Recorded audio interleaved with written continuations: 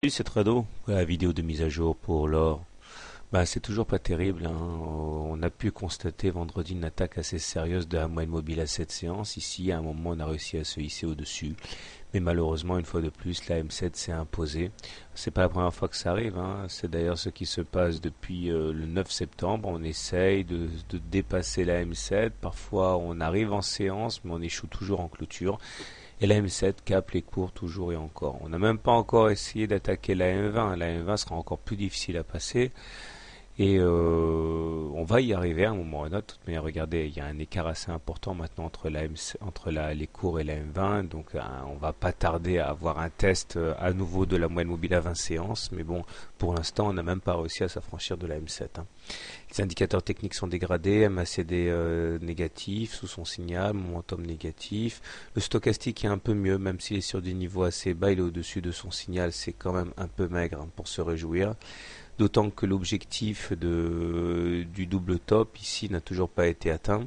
Je vous rappelle que si on reporte l'amplitude du M, hein, du double top, là, en dessous de la ligne de coup, il faudrait qu'on aille chercher l'oblique noir là vers les 1500, qui est mon objectif non seulement préféré mais aussi désiré, parce que c'est sur ces niveaux que n'importe qui en profiterait pour acheter s'il avait pour intention d'acheter de l'or. Donc on risque d'avoir une explosion haussière si on va chercher ces 1500, on n'y est pas encore.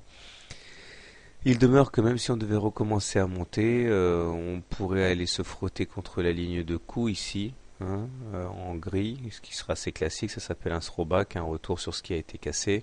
Et on risquerait d'avoir une volée de bois vert d'ailleurs au contact de cette résistance à la hausse, hein.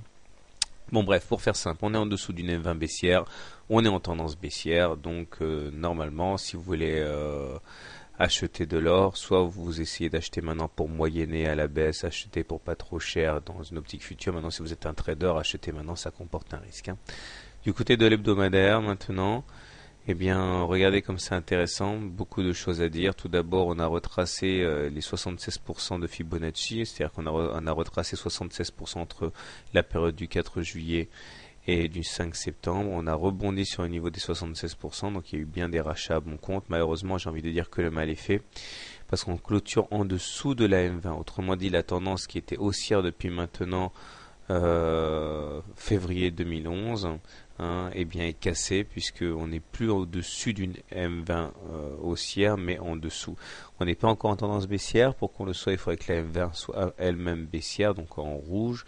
Mais en tout cas, la tendance haussière est cachée. On est rentré en consolidation également sur cette unité de temps hebdomadaire. Voilà.